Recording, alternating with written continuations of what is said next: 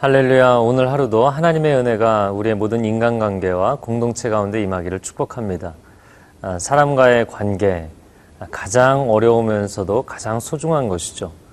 가족과의 관계, 동료와의 관계, 또 믿음의 지체들과의 관계 가운데 하나님의 은혜와 지혜가 임하기를 축복합니다. 인간관계 가운데 우리가 사실은 어려움을 겪게 되는 경우들이 많이 있습니다. 그러나 그 사람들을 너무나 의지하거나 너무나 두려워하면 하나님을 주목하지 못하게 되죠. 사람은 의지할 대상이 아니라 사랑할 대상입니다. 사람은 두려워할 대상이 아니라 긍휼히 여길 대상입니다. 오늘 하루를 살아갈 때 오직 하나님을 의지하고 하나님을 사랑하십시오. 그러면 하나님께서 부어주시는 사랑과 지혜와 은혜가 여러분의 모든 인간관계 가운데 흘러갈 것입니다. 오늘 말씀을 통해서 하나님의 지혜 가운데 들어가기를 원합니다.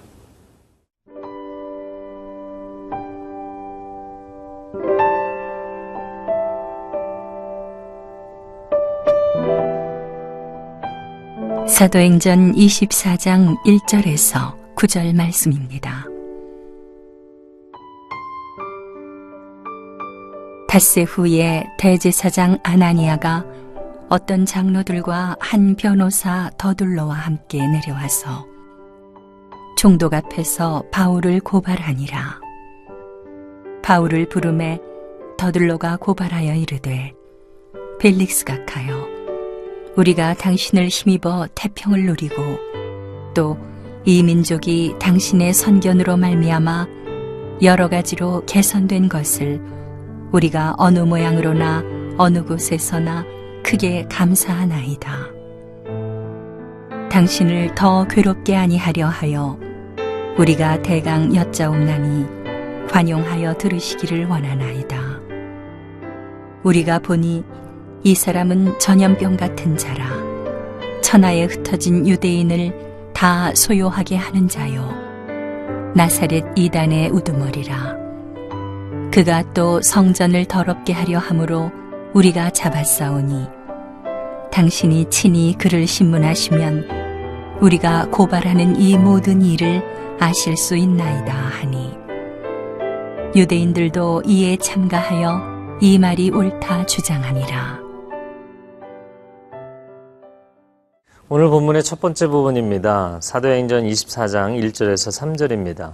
1절 말씀에 닷새 후에 대제사장 아나니아가 어떤 장로들과 한 변호사 더둘로와 함께 내려와서 총독 앞에서 바울을 고발하니라. 5일 후에 대제사장 아나니아가, 이 아나니아는 사울이 청년 때 하나님의 음성을 듣도록 인도해 준 그 아나니아와는 동명이인입니다. 대제사장 아나니아와 장로들이 함께했다. 이 장로들은 백성의 대표들이죠. 또 한 사람이 더 등장을 합니다. 1절에 보면 변호사 더둘로라는 사람이 등장을 합니다. 물론 이 사람은 유대인들의 입장을 변호하는 것이고요. 사도 바울의 입장에서 보자면 사도 바울의 죄를 고발하는 검사라고 이야기를 해야 더 맞을 것 같습니다. 그들이 함께 내려와서 총독 앞에서 바울을 고발합니다. 저는 이 사람들을 보면서 마치 예수님을 그 감람산 언덕에서 잡으러 찾아왔던, 검과 몽치를 들고 찾아왔던 그 무리들의 모습과 너무나 비슷하다라고 생각이 됩니다. 멋진 옷을 입고 있고 우아한 언변을 자랑하고 있는 사람들이지만 속은 회칠한 무덤과 같은 사람들인 것이죠. 이 사람들이 집단 행동을 하고 있는 것입니다. 유대인들이 계속해서 잡음을 내고 원망하고 소란을 일으키면 사실 총독 벨릭스 입장에서는 상당히 어려워지는 것이죠. 자신이 다스리고 있는 영지 안에서 사람들이 소요가 없고 조용하게 지내야만, 평화롭게 지내야만 자신이 통치를 잘하고 있고 또 로마로부터 부여받은 임명을 잘 감당하고 있는 것으로 증명되는 것이기 때문이죠. 그래서 총독 벨릭스를 상당히 압박해 들어오는 것이죠. 오늘 본문의 앞부분을 보면 벨릭스 총독에게 상당히 입에 발린 말들을 합니다. 아첨의 말들을 합니다. 그러나 실제로는 벨릭스를 정치적으로 압박하기 위해서 이 사람들이 찾아온 것이죠. 본문의 2절과 3절 말씀을 읽겠습니다. 바울을 부르매 더둘로가 고발하여 이르되, 벨릭스 각하여 우리가 당신을 힘입어 태평을 누리고 또 이 민족이 당신의 선견으로 말미암아 여러 가지로 개선된 것을 우리가 어느 모양으로나 어느 곳에서나 크게 감사하나이다. 바울을 한편에 불러서 세워두고 변호사 더둘로가 이제 고발을 하기 시작합니다. 그런데 처음부터 바울의 죄목을 이야기하는 것이 아니라 벨릭스 각하를 많이 띄워주는 이야기부터 시작합니다. 3절에 두 가지로 이야기를 하는데 첫 번째는 당신을 힘입어서 우리가 태평성대를 누리고 있다.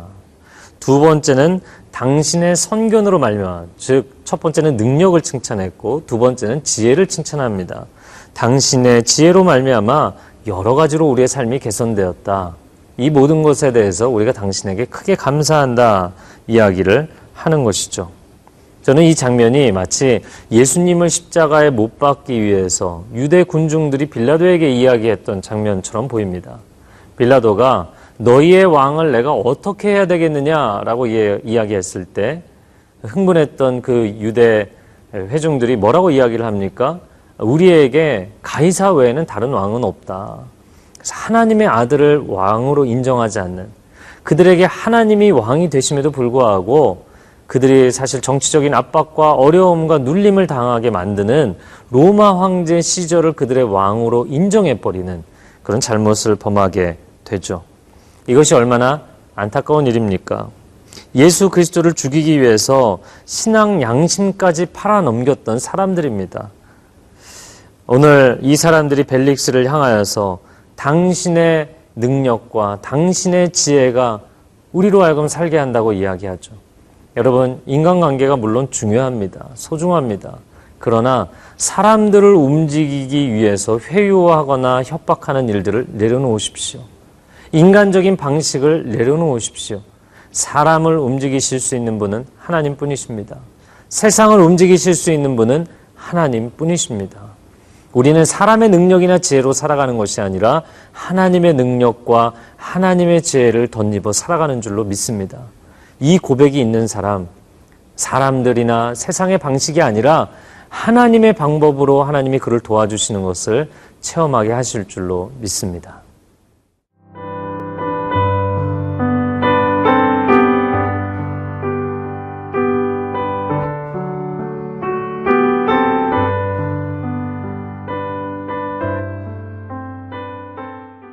오늘 본문의 두 번째 부분입니다. 사도행전 24장 4절부터 9절까지의 내용을 보겠습니다.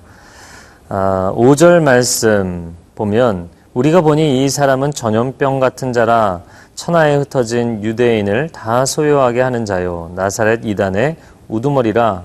저는 이 5절의 이 고발의 내용이 너무나 마음에 듭니다. 여러분 거기에 다 밑줄을 한번 그어보세요. 이 사람은 전염병 같은 자다. 천하에 흩어진 유대인을 다 소요하게 했다. 나사렛 이단의 우두머리다 이야기를 합니다. 사도 바울을 향해서 전염병 같은 사람이다. 그 사람이 퍼뜨리는 이 십자가의 도에 대해서 유대인들이 마음에 들지 않아서 그런 것이지만 어쨌든 간에 사도 바울이 얼마나 영향력이 있는 사람인지를 이야기하고 있는 것이죠. 이 사람은 가만히 있을 수 없는 사람인 것입니다.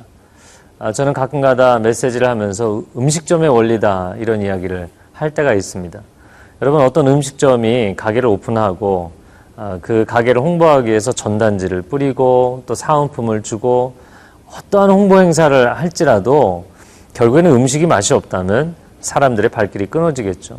그러나 그 음식점이 아무리 허름하고 또 아무리 부족한 게 많아 보이고 또 때로는 욕쟁이 할머니가 욕을 할지라도 음식이 맛있으면 사람들이 제 발로 찾아오게 되어 있는 것이죠.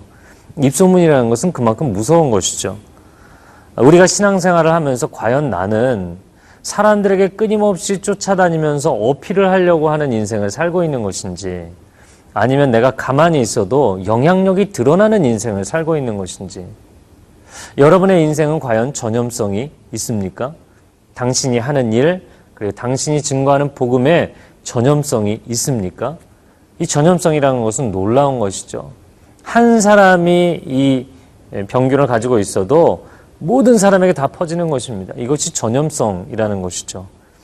천하에 흩어져 있는 디아스포라 유대인들의 공동체를 다 찾아다니면서 단 한 사람이 한 세대에 그 전체 세계를 변화시켰다라는 것은 참으로 놀라운 일입니다. 5절의 두 번째 고서의 제목이 그것이었죠. 천하에 흩어진 유대인을 다 소요하게 하는 사람이었다. 당신이 가는 곳마다 사람들이 흥분하고 사람들이 반응하고 하나님의 말씀으로 감동하는 역사가 나타나고 있습니까? 당신이 섬기는 자리, 봉사하는 자리, 당신이 하는 일을 통하여서 하나님의 역사가 나타나고 있습니까? 하나님의 파장이 흘러가고 있습니까? 사도 바울은 그런 인생을 살았다는 것이죠. 참으로 놀라운 것입니다. 조지 필드나 요한 웨슬레 같이 위대한 부흥사들보다도 더 탁월했던 인물, 그가 사도 바울입니다. 그리고 오늘 본문의 5절의 세 번째 제목으로 이야기하는 것, 나사렛 이단의 우두머리다. 나사렛 예수 그리스도의 복음을 증거하는 선봉장이다라고 이야기를 하는 것이죠. 저는 마치 이 장면이 원수 사단이 이 유대인들을 통하여서 이렇게 지목을 하는 것 같습니다. 이 사람, 이 사도 바울 위험 인물이다. 이 사람 굉장히 위험한 사람이다 라고 이야기를 하는 것이죠. 여러분, 축구 경기를 할 때도 마찬가지고요. 사업을 할 때도 마찬가지고요. 상대편에서 이쪽 진영을 향해서 이 사람 굉장히 위험한 사람이다. 가장 주목해야 되는 사람이다 라고 지목받을 수 있는 인생이냐라는 것이죠. 만약에 내가 원수의 진영에 아무런 영향력을 미치지 못한다면 원수 사단도 나를 별로 중요하게 생각하지 않을 것입니다. 그러나 당신이 하나님의 나라를 위해서 유의미한 행보를 걷기 시작하면 반드시 사단도 주목하게 되어 있습니다. 사단도 당신을 주목하고 주의하고 경계하게 되어 있습니다. 그리고 당신을 가만히 두지 않을 것입니다. 여러모로 당신의 인생의 여러 영역들을 공격할 것입니다. 그러나 그러한 공격이 있을 때마다 나는 하나님 나라를 위해서 쓰임받는 사람이다. 원수 사단의 세력과 그 나라에 위협을 줄 수 있는 존재다라는 것을 자랑스러워하기 바랍니다. 저는 오늘날 이러한 인물들이 한국교회에 필요하다고 생각이 됩니다. 한국교회가 많은 어려움을 겪고 있습니다.